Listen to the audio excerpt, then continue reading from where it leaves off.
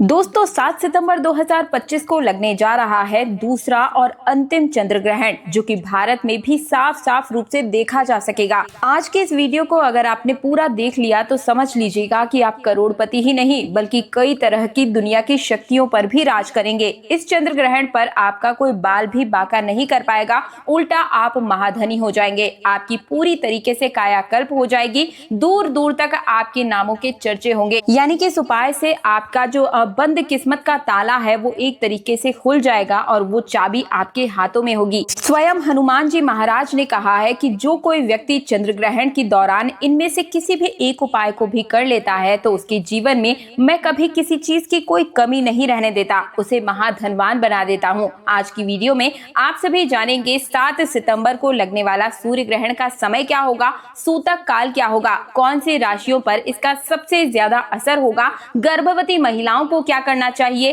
कोई बीमार है तो ऐसे में क्या करे, ग्रहण के दौरान सोना चाहिए या फिर नहीं सोना चाहिए, मंत्रों का उच्चारण क्या होगा, साथ ही कुछ अचूक उपाय बताऊंगी जिनकी वजह से आप अपने जीवन को पूरी तरीके से आज के दिन बदल कर रख सकते हैं। तो जैसा कि मैंने आपको बताया कि 7 तारीख को दिन रविवार रहेगा। 7 सितंबर 2025 को दूसरा और साल का अंतिम चंद्र ग्रहण रहने वाला है, जो कि बहुत ही ज्यादा दुर्लभ और अद्भुत संयोग के साथ आया है, क्योंकि ये पूरे 256 सालों के बाद इस तरीके के इस दिन कुछ संयोग बनने जा रहे हैं जिससे कि आपको कुछ अदृश्य शक्तियों का साथ भी मिल सकता है अगर आपने इन उपायों को किया। लेकिन ये जो उपाय है कभी विफल नहीं जाते हैं, तो इनमें नियम की कठोरता भी सबसे ज्यादा मान्य होती है। इसलिए मेरा आप सभी से हाथ जोड़कर निवेदन है कि थोड़ा सा समय निकालकर अपने हर एक काम को साइड में रखकर इस वीडियो को 10 से 15 मिनट का समय निकालकर बहुत ही ध्यान से देख लीजिए, क्योंकि इस वीडियो के बाद में आपका जीवन जो है वो पूरी तरीके से बदलने वाला है। लेकिन सबसे पहले आप सभी से मेरा अनुरोध है कि हनुमान जी और महादेव जी की इस वीडियो, साथ ही चंद्र ग्रहण की ये जो अद्भुत जानकारी मैं आप सभी को देने जा रही हूँ, इसे लाइक कर दीजिए। लाइक करने में बिल्कुल भी कंजूसी मत कीजिएगा। आपका छोटा सा लाइक और कमेंट ही हमारे मनोबल को बढ़ाता है और हमारी मेहनत को सफल बनाता है। कमेंट सेक्शन में आप सभी को ओम नमः शिवाय, जय बजरंगबली, जय श्री राम लिखने के साथ साथ ही एक काम करना है, अपनी राशि लिखनी है। राशि के अनुरूप जो अलग से उपाय बनते पड़ते हैं वो मैं आप सभी को कमेंट सेक्शन में ही बताऊंगी। आपको अपना नाम लिखना है, स्थान लिखना है और डेट ऑफ बर्थ, ये 3 चीजें जरूर लिखनी है। और भगवान का नाम कमेंट सेक्शन में जरूर लिखा कीजिए दोस्तों, क्योंकि इससे आपके ऊपर भगवान की कृपा, हनुमान जी महाराज और महादेव जी की कृपा सदैव बनी रहती है जब उनका नाम हम स्मरण करते हैं या फिर लिखते हैं। तो देखिए, ये जो 7 सितंबर पड़ने जा रही है, जो कि रविवार का दिन है, इसका इंतजार न केवल ज्योतिष बल्कि वैज्ञानिक भी कर रहे हैं, क्योंकि इसके तुरंत बाद ही सूर्य ग्रहण भी आप सभी को देखने को मिलेगा। उसकी जानकारी जो है वो मैं अलग से वीडियो में बताऊंगी। इस समय हम चंद्र ग्रहण की ही बात कर रहे हैं, क्योंकि ये जो चंद्र ग्रहण है इसके अगले दिन से ही पितृपक्ष की भी शुरुआत हो जाएगी, इसलिए ये चंद्र ग्रहण सबसे ज्यादा खास रहने वाला है। शास्त्रों के अनुसार चंद्र ग्रहण को बहुत ही अशुभ माना गया है, और अगर वैज्ञानिकों की बात करें तो वैज्ञानिकों के अनुसार चंद्र ग्रहण उस स्थिति को कहा जाता है जब चंद्रमा और सूर्य के बीच में धरती आ जाती है और ये तीनों एक ही रेखा में होते हैं। ऐसी स्थिति प्रायः पूर्णिमा के दिन ही पड़ती है, और इन तीनों का एक ही रेखा में होने के कारण सूर्य का प्रकाश चंद्रमा तक नहीं पहुंच पाता है, बल्कि धरती के द्वारा चंद्रमा को ढक लिया जाता है। वहीं पर शास्त्रों के अनुसार चंद्र ग्रहण को बहुत ही अशुभ माना गया है, क्योंकि इस बार जो मून आने वाला है उसे ब्लड मून कहा जा रहा है। इस चंद्र ग्रहण को ब्लड मून की संज्ञा दी गई है और इसे जो है बहुत ही ज्यादा कमजोर स्थिति में बताया जा रहा है। इस समय के दौरान नकारात्मकता बढ़ जाती है और ऐसे में चंद्र ग्रहण के समय में सभी तरह के शुभ कार्य बिल्कुल ही वर्जित माने गए हैं। और जब चंद्रदेव को पीड़ा होती है तो ऐसे में जो धरती पर जो भी मनुष्य रहते हैं उन्हें भी कष्ट भोगना ही पड़ता है। तो चलिए, सबसे पहले ये जो ग्रहण लग रहा है इसका समय आप कहीं पर नोट कर लीजिए, क्योंकि सावधानियां बरतना सबसे ज्यादा आवश्यक है और फिर इसी के साथ हम उपाय भी करेंगे। ये जो ग्रहण लग रहा है 7 सितंबर को, ये रात 9:58 पर शुरू होगा और देर रात को 1:26 पर ग्रहण जो है उसकी समाप्ति समाप्ति हो जाएगी। यानी कि चंद्र ग्रहण की जो कुल अवधि है ये 3 घंटा 28 मिनट की रहेगी, लेकिन इसका जो सूतक काल है वो 9 घंटे पहले से ही प्रारंभ हो जाएगा। यानी कि दोपहर के ही 12:57 पर ही सूतक काल मान्य हो जाएगा। और ये ग्रहण मैंने शुरुआत में ही बताया कि भारत में भी दिखाई देगा, इस बात को आप नोट कर लीजिए। इसलिए इसका जो सूतक काल है वो भी भारत में भी बिल्कुल ही मान्य होगा। इस सूतक काल के दौरान कई लोगों के पिछली वीडियो में प्रश्न आ रहे थे कि दीदी प्रेगनेंसी में क्या हम सूतक में या फिर ग्रहण के दौरान सो सकते हैं? तो प्रेगनेंसी के दौरान आपको नहीं सोना चाहिए, लेकिन अगर फिर भी कोई शारीरिक कष्ट है तो आप सो सकते हैं। लेकिन आप कोशिश करें कि ग्रहण के दौरान जो भी प्रेग्नेंट महिला है उन्हें सोना नहीं चाहिए, कुछ भी काटना पीटना नहीं चाहिए। इसकी विस्तार से जानकारी मैं आगे वीडियो में दूंगी, लेकिन जैसा कि मैंने आपको बताया कि 7 सितंबर को चंद्र ग्रहण लगेगा और वहीं उसी के ठीक 14 दिन के बाद सूर्य ग्रहण, जो कि साल 2025 का अंतिम सूर्य ग्रहण होगा, वो भी लगने जा रहा है और उसकी तारीख रहेगी 21 सितंबर को। यानी कि 14 दिन के 15 दिन के अंतराल में 2 ग्रहण यहाँ पर लगने जा रहे हैं। तो ऐसे में हमारे वेदों तथा धर्म शास्त्रों में ऐसा बताया गया है कि यदि एक ही महीने में 15 दिन के अंदर में 2 ग्रहण लगे तो ये बेहद ही अशुभ संयोग समझा जाता है, घोर विपत्ति का संकेत माना जाता है। तो ऐसे में अश्विन मास की अमावस्या तिथि पर जहां एक तरफ 21 सितंबर को सूर्य ग्रहण लगेगा, वहीं अश्विन मास के शुक्ल पक्ष की पूर्णिमा तिथि को साल 2025 का दूसरा और अंतिम चंद्र ग्रहण लगने जा रहा है। ऐसे में ये दोनों ही ग्रहण बहुत ही ज्यादा अशुभ होने वाले हैं और इस ग्रहण में आपको सावधान रहने की बहुत ही ज्यादा जरूरत है।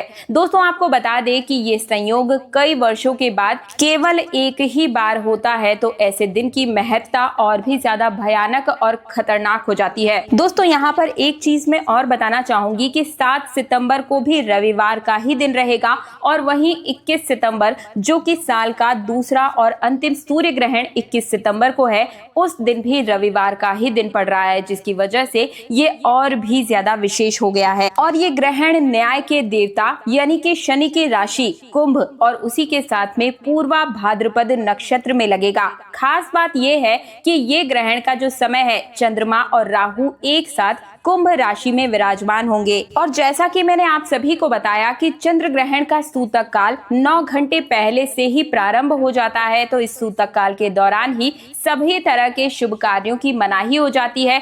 इस दौरान मंदिर के कपाट बंद हो जाते हैं, देश भर में तमाम मंदिरों के कपाट बंद हो जाते हैं, मंदिर में आना जाना बिल्कुल बंद रहता है और जो मंदिर में पूजा पाठ वगैरह है वो भी बदल जाते हैं, यानी कि बंद हो जाते हैं। इस समय देवी देवता कष्ट में होते हैं, पीड़ा में होते हैं। जब ग्रहण पड़ता है तब भगवान को मनुष्य की अधिक चिंता होती है और इसी कारण से भगवान पीड़ा में होते हैं। अच्छा, यहाँ पर मैं आप सभी को एक बात बताना चाहूंगी कि अगर आपको ग्रहण का सूतक काल नहीं पता हो तो ऐसे में चंद्र ग्रहण का जो समय होता है उससे 9 घंटे पहले का आप समय निकाल लें, वहीं से सूतक काल प्रारंभ होता है। और जब सूर्य ग्रहण लग रहा हो तो सूर्य ग्रहण से ठीक 12 घंटे पहले का समय आप निकाल लें, वहां से आप सूतक काल का समय पता कर सकते हैं और सूतक काल से ही नियमों का पालन भी कर सकते हैं। चलिए अब जान लेते हैं कि ये ग्रहण कौन कौन से देशों में जो है वो दिखाई देने वाला है।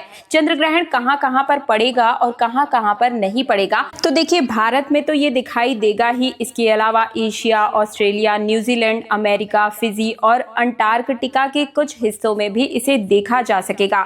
चंद्र ग्रहण और सूतक काल के सभी नियम और सभी कार्य यहाँ पर बिल्कुल ही मान्य रहेंगे। और चलिए अब मैं आप सभी को बता देती हूँ कि इस ग्रहण के दौरान कौन कौन से वो नियम होंगे जिनका हमें पालन जरूर ही करना है। हनुमान जी और शिव जी दोनों ने इस ग्रहण की महत्ता और इसकी सावधानियों के बारे में बताया है। शिव जी कहते हैं कि घर में, मनुष्य के घर में ग्रहण के दौरान अगर ये गलतियां की जाती है तो उस घर में सदैव ही महाविनाश होता है और वे लोग सदैव गरीब ही रहते हैं। दोस्तों इसलिए ग्रहण का पालन करना हम सभी के लिए बिल्कुल अनिवार्य होता है। कुछ सावधानियां हमें जरूर ही बरतनी चाहिए। जो गलतियां हैं वो स्त्री और पुरुष, बच्चे, बालक सभी के लिए अनिवार्य होता है। हर किसी को इनका पालन अवश्य ही करना चाहिए।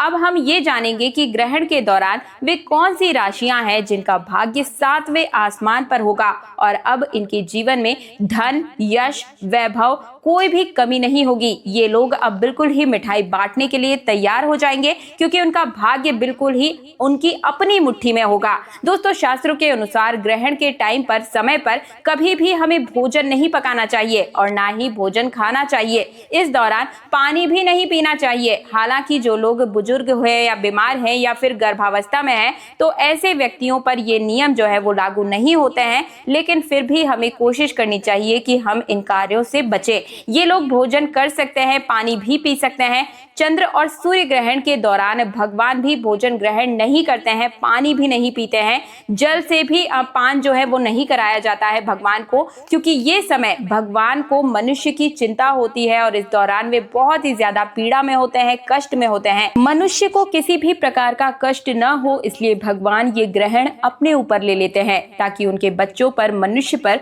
कोई भी कष्ट न आ पाए। यदि प्रभु हमारे लिए इतना कष्ट लेते हैं तो हमें भी ग्रहण के दौरान कुछ ऐसी सावधानियां हैं, कुछ ऐसे पालन है जो अवश्य ही जो है सतर्कता पूर्वक जरूर ही करने चाहिए। दोस्तों, चंद्र ग्रहण को कभी भी खुली आंखों से नहीं देखना चाहिए। जो मनुष्य खुली आंखों से चंद्र ग्रहण को देखते हैं वे अगले जन्म में सांप बन जाते हैं, चमगादड़ आदि बन जाते हैं, फिर उन्हें कभी भी चांद के दर्शन नहीं होते हैं। चंद्र ग्रहण के दौरान ग्रहण में बहुत सारी नकारात्मक किरणें निकलती है। ये किरणें आपकी आंखों को नुकसान पहुंचा सकती है। ऐसे में ग्रहण को देखने के लिए हमेशा ही उचित उपकरणों का उपयोग करना चाहिए, क्योंकि नग्न आंखों से ग्रहण को देखने पर जो भी उसमें सूक्ष्म कीटाणु निकलते हैं वो हमारी आंखों में प्रवेश कर जाते हैं और शास्त्रों के अनुसार नग्न आंखों से ग्रहण देखने पर दोष लगता है। वैज्ञानिक भी कहते हैं कि आंखों पर इसका असर जरूर पड़ता है और शास्त्र कहते हैं कि नग्न आंखों से चंद्र ग्रहण को देखने पर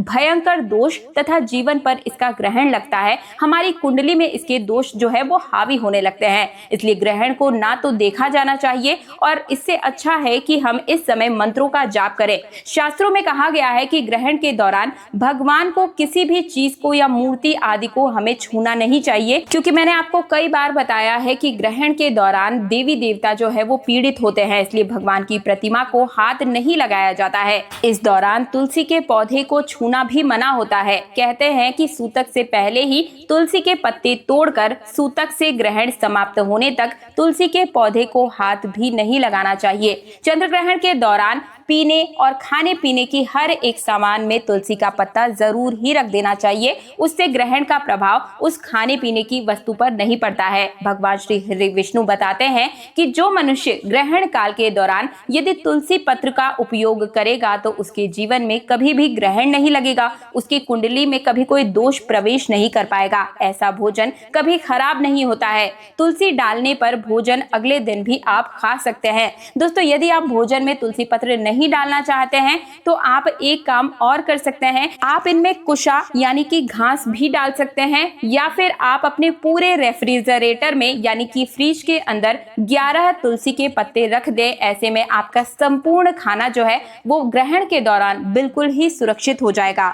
इन 11 पत्तों को आप फ्रिज की अलग अलग ट्रॉली में, जैसे फ्रूट की बास्केट हो गई, जो वेजिटेबल बास्केट है, हर जगह पर एक एक प्लेट में एक एक रेफ्रिजरेटर का जो भी एक एक पार्ट है, हर जगह पर आप एक एक तुलसी का पत्ता रख दें और संपूर्ण खाने को आप फ्रिज के अंदर रख दें। वो बिल्कुल भी खराब नहीं होगा। और ये काम आप सूतक काल प्रारंभ होने से पहले ही कर लीजिएगा और सूतक काल और ग्रहण जब समाप्त हो जाए उसके बाद ही उस भोजन को आप बाहर निकाल सकते हैं। ग्रहण काल के समय गर्भवती महिला को अपने पेट पर गेरू जरूर लगा लेना चाहिए। गेरू लगाकर सीधा लेटना चाहिए।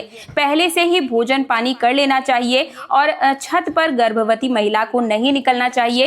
इस समय यात्रा भी नहीं करनी चाहिए। इससे होने वाले शिशु पर ग्रहण का बहुत ज्यादा प्रभाव पड़ता है। यदि भूख ज्यादा लगे तब आप तुलसी पत्र डालकर भोजन कर सकती हैं। ग्रहण के दौरान हमें कभी भी किसी सुनसान स्थान पर नहीं जाना चाहिए। वहां पर जो है नकारात्मक शक्तियां हावी होती है। भूत प्रेत चुड़ैल काली शक्तियों का ऐसे समय पर वास ज्यादा होता है पूरे ब्रह्मांड पे, और जो ईश्वर है वो पीड़ित अवस्था में होते हैं। तो इस दौरान हमें घर से बाहर निकलने से बचना चाहिए। इस समय काल के योग भी ज्यादा बनते हैं। दोस्तों, चंद्र ग्रहण के समय पर किसी तिराहे या चौराहे पर पड़ी अज्ञान या अनजान वस्तुओं को हमें छूना भी नहीं चाहिए और उन्हें घर लेकर भी नहीं आना चाहिए। दरअसल ऐसे समय पर तांत्रिक लोग अपनी काली शक्तियों को सिद्ध करने के लिए ऐसी जगहों पर रुपया पैसा सिक्का छोड़कर आ जाते हैं, और अगर ऐसे समय पर आप उन्हें अपने घर ले आते हैं तो वे सारी शक्तियां आपके घर में भारी नुकसान करवाती हैं। खासकर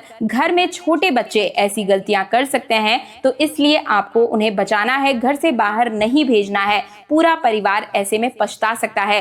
दोस्तों, चंद्र ग्रहण के बाद दान पुण्य करने का भी लाखों करोड़ों गुना आपको ज्यादा फल प्राप्त होता है। जैसे कि अगर जीवन में शत्रु आपको बहुत ज्यादा परेशान करता है, क्योंकि शत्रु की जो समस्या है वो बिल्कुल ही आम सी हो गई है।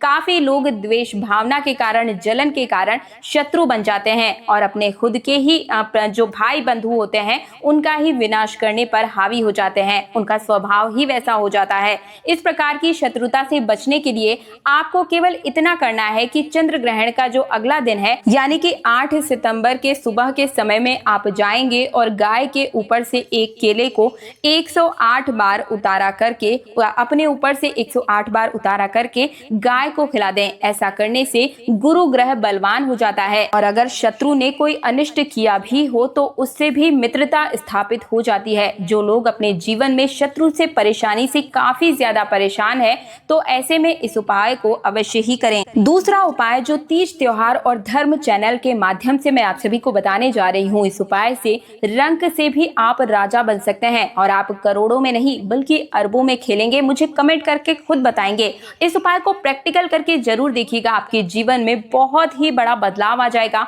हर परेशानी का आपको निजात मिल जाएगा।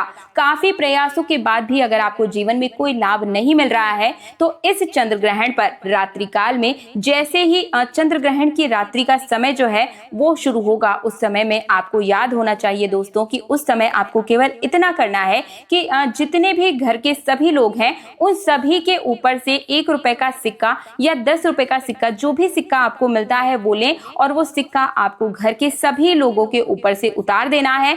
और इस बात का ध्यान रखिएगा कि घर के जितने भी लोग हैं उन सभी के लिए सबका अलग अलग सिक्का होना चाहिए, ठीक है। और ये सिक्का आपको किसी एकांत जगह पर रख देना है और बहते हुए जल में अगले दिन आप इसे प्रवाहित कर देंगे। ग्रहण के दौरान ही ये उपाय आपको करना है। जब ग्रहण स्टार्ट हो जाएगा, प्रारंभ हो जाएगा, उस दौरान परिवार के हर एक सदस्य के ऊपर से 1-1 रुपए का सिक्का, 5 रुपए का सिक्का, जो भी सिक्का हो, बस सिक्का होना चाहिए, आपको उतारा करके एक स्थान पर आप रख लें और अगले दिन ले जाकर उसे बहते हुए जल में आपको प्रवाहित कर देना है। ध्यान रखना कि घर के जितने भी लोग हैं सबके लिए अलग अलग ही सिक्का आपको प्रयोग में लाना है। यकीन मानिएगा दोस्तों, इससे आपकी आर्थिक स्थिति जो है वो इतनी बदल जाएगी कि आप कल्पना मात्र भी नहीं कर सकते। धन दौलत पैसा रुपया जो है वो आपकी तिजोरी में खिंचा हुआ चला आएगा। चंद्र ग्रहण के समय पर आपको अपने बाल और नाखून भी नहीं काटने हैं।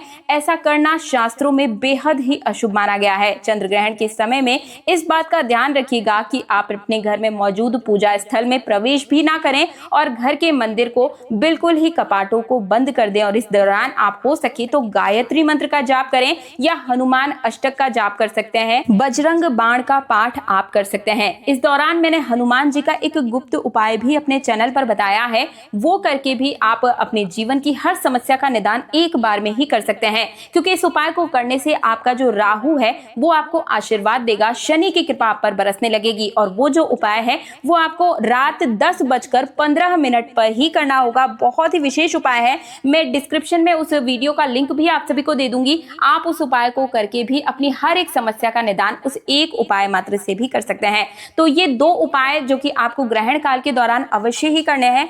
अब बात करते हैं गर्भावस्था के दौरान की। तो देखिए, इस दौरान कई सारी महिलाएं मेरे पिछले वीडियो में पूछ रही हैं कि दीदी क्या ग्रहण के दौरान हम वॉशरूम यूज कर सकते हैं? तो जी बिल्कुल आप कर सकते हैं। बस कोशिश कीजिए कि इस दौरान आप मंत्रों का जाप करते ही रहें। हर एक गर्भवती महिला को थोड़ा सा ध्यान रखना है। गर्भवती महिलाएं इस दौरान ना सोएं, ये आपके लिए सबसे ज्यादा उचित रहेगा। लेकिन अगर आपकी स्थिति खराब है, आप स्वस्थ महसूस नहीं कर रही हैं, तो फिर ऐसे में आप सो भी सकती हैं। लेकिन थोड़ा सा ध्यान रहे, गंगा जल आपको अवश्य अपने ऊपर छिड़काव करना है। ग्रहण के दौरान पेट पर गेरू का लेप लगा लें। घर से बाहर बिल्कुल भी ना निकलें। कोई भी नुकीली चीज, सुई धागे का प्रयोग ना करें। खाना ना बनाएं। किसी भी तरीके से चंद्र ग्रहण की रोशनी आपके ऊपर न पड़ पाए, इस चीज का आपको विशेष रूप से थोड़ा सा ध्यान रखना है। चंद्र ग्रहण बहुत ही विशेष संयोग के साथ आया है। इसको बिल्कुल भी अपने हाथों से खाली मत जाने दीजिएगा। पूरे परिवार के कल्याण के लिए और भी कई सारे उपाय मैं अपने वीडियोस के माध्यम से लेकर आऊंगी। ये वीडियो थोड़ा लंबा हो गया है, आप मेरे चैनल को सब्सक्राइब कर लीजिए ताकि हर रोज आपको जीवन में जितनी भी समस्याएं हैं उनका निदान हर रोज मिलेगा। साथ ही व्रत पर्व से जुड़ी हर एक जानकारी तीज त्योहार और धर्म चैनल पर आपको मिलती ही चली जाएगी। चैनल को सब्सक्राइब करके पास वाला बेल आइकन प्रेस तो करना ही है, वीडियो को लाइक करना और कमेंट सेक्शन में हर हर महादेव, जय श्री राम, जय हनुमान जरूर लिखिएगा। आप सभी के प्यारे प्यारे कमेंट्स ही हमारे मनोबल को बढ़ाते हैं, क्योंकि इन वीडियोस को आप तक पहुंचाने के पीछे गहन मेहनत छुपी होती है दोस्तों। इसलिए वीडियो को लाइक कीजिएगा और इस वीडियो को ज्यादा से ज्यादा हर एक ग्रुप में अड़ोसी पड़ोसी के साथ, रिश्तेदारों के साथ शेयर करना बिल्कुल भी मत भूलिएगा। मिलती हूँ एक और नई जानकारी के साथ, तब तक के लिए हर हर महादेव, जय श्री राम, जय जय हनुमान।